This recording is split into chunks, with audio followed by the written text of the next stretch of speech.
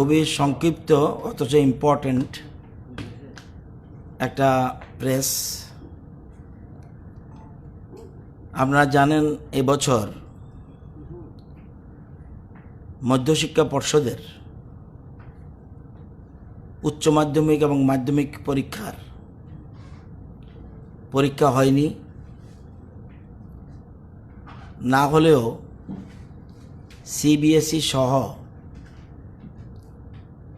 সারা দেশে বিভিন্ন বোর্ড যেরকমভাবে ইভ্যালুয়েশন করেছে কারা নেক্সট ক্লাসে যাবে, পরীক্ষা না হওয়া সত্ত্বেও উচ্চ মাধ্যমিকের কিছু কিছু বিষয় আছে, ক্লাস ইলেভেনের পরীক্ষা এবং ক্লাস 10-এর পরীক্ষার রেজাল্ট, এবং মাধ্যমিকের ক্ষেত্রে প্রি বোর্ড এবং ক্লাস 9-এর রেজাল্ট যা যা স্কুল থেকে এসছে তার পরিপ্রেক্ষিতে এক্সপার্ট কমিটি 10 জনের একটা এক্সপার্ট কমিটি আমরা বানিয়ে দিয়েছিলাম। সেই এক্সপার্ট কমিটি ইভ্যালুয়েশন করেছে।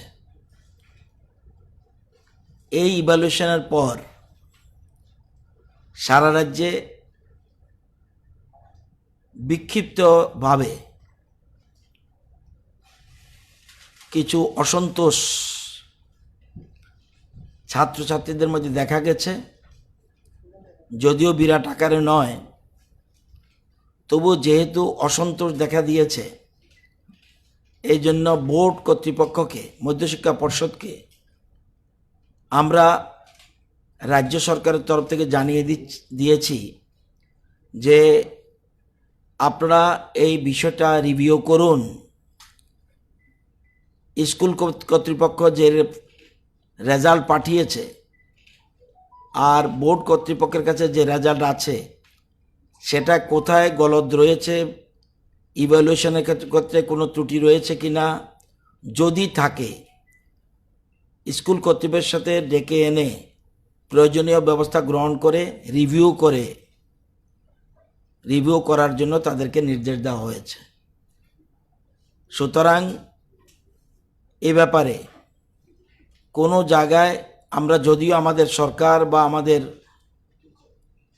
যে দল থেকে আমি নির্বাচিত হয়েছি, কোনো আন্দোলনে আমরা বিশ্বাসী নই, কোনো পথ অবরোধে আমরা বিশ্বাসী নই, কোনো ঘেরাও আমরা বিশ্বাসী নই।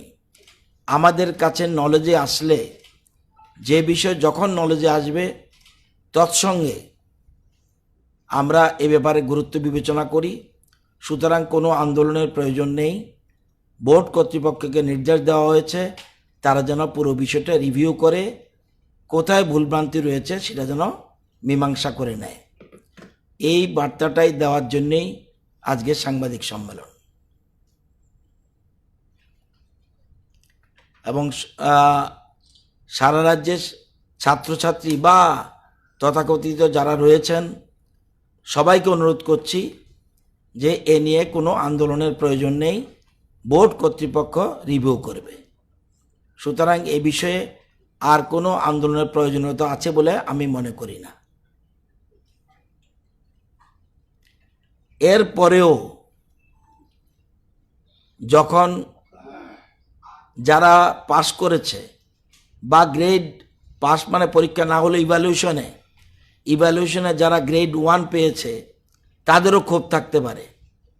এই ক্ষোভ থাকার সত্ত্বেও সুপ্রিম কোর্ট বলে দিয়েছে যদি ফলাফলে কেউ অসন্তুষ্ট থাকে, পাস মানে ইভ্যালুয়েশনে যদি গ্রেড 1, গ্রেড এ এরকম যদি অসুবিধা থাকে তার জন্য পরীক্ষার ব্যবস্থা রাখা হয়েছে।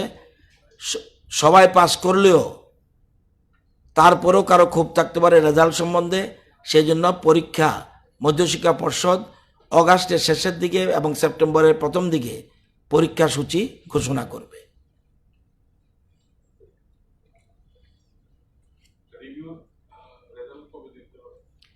রিভিউর জন্য আজকে মধ্যশিক্ষা পর্ষদের প্রেসিডেন্ট এবং সেক্রেটারিকে ডেকে এনেছি।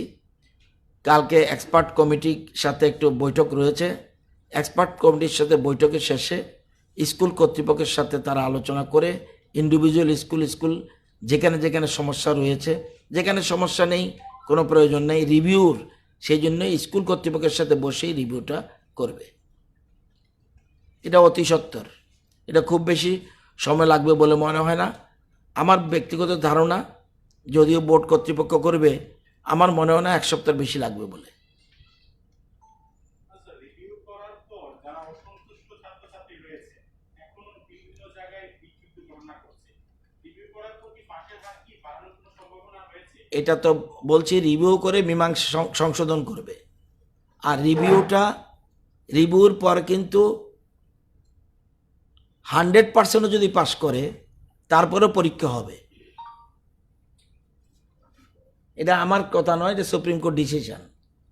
যারা স্যাটিসফাইড নয়, কোনো একটা ছেলে মনে করতে পারে আমি গ্রেড 1 পাওয়ার কথা, কিন্তু আমি গ্রেড A পেয়েছি, তাহলে তো আই এম নট স্যাটিসফাইড। সেই জন্য তাদের জন্য পরীক্ষার ব্যবস্থা, সুপ্রিম কোর্টের অর্ডারই এর নির্দেশ আছে, সুতরাং সেটা অনুযায়ী পরীক্ষা হবে। পরীক্ষা একটা হবেই, 100% পাস করলে পরীক্ষা হবে।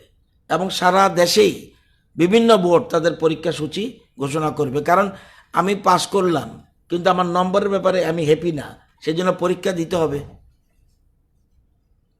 আর রিভিউ করার অর্থ হলো স্কুল কর্তৃপক্ষের সাথে রেজাল্ট, এই পরীক্ষার ফলাফল হয়েছে স্কুলের যে রেজাল্ট পাঠিয়েছে সেই রেজাল্টের পরিপ্রেক্ষিতে করেছে। এখন কোথাও এই রেজাল্ট এবং বোর্ডের রেজাল্টের মধ্যে কোনো রকম ত্রুটি আছে কি না এটা দেখে রিভিউ করে সংশোধন করে নেবে। আমার বিশ্বাস